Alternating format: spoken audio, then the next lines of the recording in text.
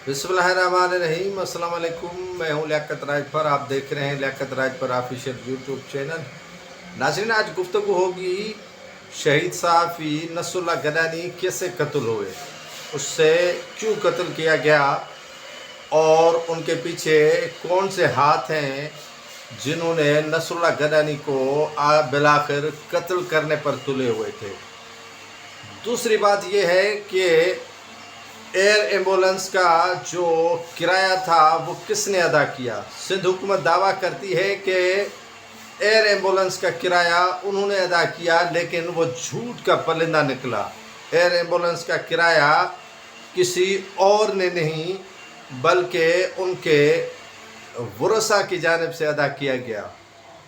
तीसरी बात यह है कि जब उन्हें शेख जैद हस्पताल जो रहीम यार खान में मौजूद है वहाँ पर इलाज चल रहा था और वहाँ के डॉक्टर्स ने मना किया कि नसरुल्लाह गडानी की जान को ख़तरा है, यहाँ से नहीं लेकर जाएं, तो वो कौन था जिसने इसरार किया कि इसको कराची के निजी अस्पताल एयर एम्बुलेंस के ज़रिए दाखिल करवाया जाए। ख़तरनाक गोलियां लगी, वो क्यों लगी, वजह क्या थी? क्या नसरुल्लाह गडानी ने अपनी जो अखबार में काम करते थे उसमें एक्सक्लूसिव न्यूज़ लगवाई थी या कोई अहम स्टोरी शाया की थी जिस पर उन्हें टारगेट किया गया था? नसरुल्लाह गडानी का जुर्म क्या था और किस जुर्म के पादाश में उन्हें मार दिया गया? जनाजा नमाज अदा हो गया और उनका जस्दे खाकी मट्टी तले दब गया। और सिस्कियों में भोतार की निज़ाम, जो वडेरा निज़ाम, सरदारी निज़ाम, चौधरी निज़ाम और ख़ान निज़ाम के ख़िलाफ़ ये ललकार थी नसरुल्लाह गडानी। नाज़रीन, नसरुल्लाह गडानी की सोच, वो भोतार के निज़ाम, जो वडेरा निज़ाम घोटकी डिस्ट्रिक्ट में 1.5 kg है, कहते हैं 1.5 किलो। वहाँ भोतार का जो निज़ाम है, जो वडेरा निज़ाम है, जो सरदारी निज़ाम है, दूसरे ट्राइबल से कहीं और ज़्यादा है।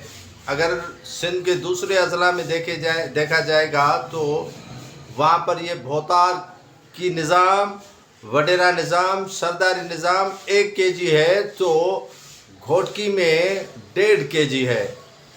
और ये उसी भोतार की निज़ाम के पादाश में जद में जो है वो नसरुल्लाह गडानी शिकार हुआ। एयर एम्बुलेंस उन्हीं कुव्वतों ने फरमाइश की कि यहाँ लाकर उन्हें कराची के निजी अस्पताल में इलाज के लिए मुंतकिल किया जाए, लेकिन उनको ये मालूम नहीं था कि डॉक्टर्स मना कर रहे हैं इनके सफ़र पर, डॉक्टर इन्हें रोक रहे हैं, लेकिन वो कुव्वतें उस पर तली हुई थी कि नहीं, यहाँ से लेकर चलें।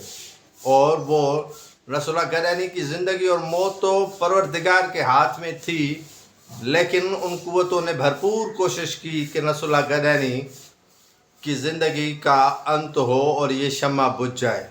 और ऐसे ही हुआ कि वो शम्मा बुझ गई।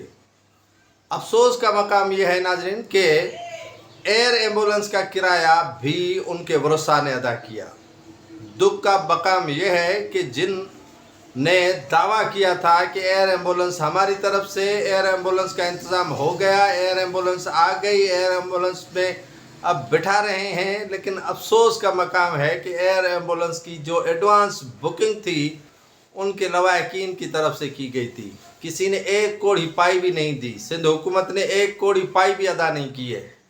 ये झूठ का परिंदा था कि एयर एम्बुलेंस सिंध हुकूमत की जानिब से करवाई गई है। कतन ऐसा नहीं हुआ था। ये एयर एम्बुलेंस उनके वरसा लवाहकीन की जानिब से कराई गई और किराया भी उन्होंने अदा किया। 2 दिन का इलाज जो आगा खान अस्पताल में हुआ, वो आप सोच सकते हैं कि क्या उसका इलाज हुआ। वो तो वेंटिलेटर पे चला गया, वो मसनूई सांस ले रहा था, उनका इलाज क्या हुआ? ये फार्मेलिटीज़ पूरी की गई थी और उन्हीं कुव्वतों की जानिब से करवाई गई थी जो मराते लेते हैं सिंध हुकूमत से, जो सिंध हुकूमत से दलाली लेते हैं, उन्हीं की तरफ से ये उन्हें इनाम दिया गया कि आपके कहने पर हमने इलाज करवाया है। आप अगर दूसरी जानिब देखें कि सिंध हुकूमत की सखावत के जितने भी फ़नकार, जितने भी सदाकार, जितने भी सहाफ़ी, जितने भी सोशल वर्कर मरने के दहाने पर आए तो 1 लाख रुपए के चेक से ज़्यादा उन्होंने नहीं दिया। अगर इनका कोई शुरफा, वुज़रा और सलाहकार MPA बीमार होता है तो उनका इलाज महंगी महंगी अस्पतालों में होता है, लेकिन अफसोस का मकाम यह है कि सहाफ़ी हो, अदाकार हों या सोशल वर्कर हों या सोशल एक्टिविस्ट हों, सभी का इलाज उन मकामी अस्पतालों में होता है जहाँ पर अद्वियात नहीं होती, जहाँ पर एक गोली भी नहीं उनको मुयस्सर होती। टीका तो दूर की बात है, सिरप तो दूर की बात है, एक जो टेबलेट है वहाँ पर मुयस्सर नहीं होती। और इतनी सखावत कर दी कि नसरुल्लाह गडानी का इलाज आगा खान अस्पताल में सिंध हुकूमत ने करवाया। सलाम है सिंध हुकूमत पर, आफरीन है वज़ीर आला मुराद अली शाह पर कि शाह खर्चियाँ की 2 दिन के लिए। उन्हें मालूम था जो गोली भोतार के निज़ाम की लगी थी नसरुल्लाह गडानी को, वो जानलेवा साबित हुई और उन्हें कातिल को पता था कि मेरी गोली रैगान नहीं जाती। नसरुल्लाह गडानी जो हमेशा इस भोतार की निज़ाम के ख़िलाफ़ बोलते थे और वो हमेशा इसी निज़ाम के ख़िलाफ़ तहक़्क़ुब में हुआ करते थे। और भोतार कहाँ चाहते हैं कि नसरुल्लाह जैसे गडानी या दीगर जो सहाफ़ी हैं वो उनके ख़िलाफ़ लिखें।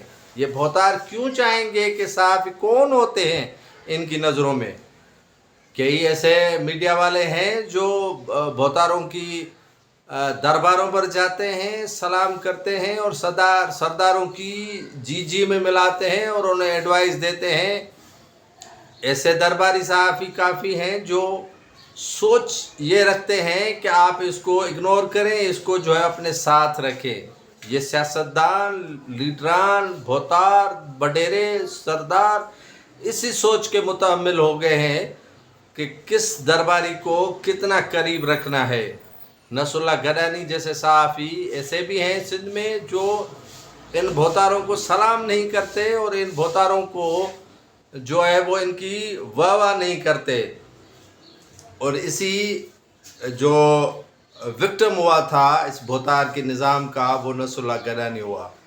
इससे पहले नाराज़ जो भोतार होते हैं वो भला कैसे चाहेंगे कि हमारी इस रियासत में कोई हमारी रिच को चैलेंज करे, हमारी रियासत को चैलेंज करे, हमारी रियासत की रिच को चैलेंज करे। और जो सरदार हैं, जो भोतार हैं, जो वडेरे हैं, वो इसी निज़ाम के तले अवाम को दबाए रखे हुए हैं कि इसी निज़ाम के नीचे चलो, इसी निज़ाम के तहत चलो, अगर नहीं चलोगे तो नसरुल्लाह गडानी की तरह कुचले जाओगे। नसरुल्लाह गडानी की जगह जो है वो आपकी कब्रिस्तान बन सकती है।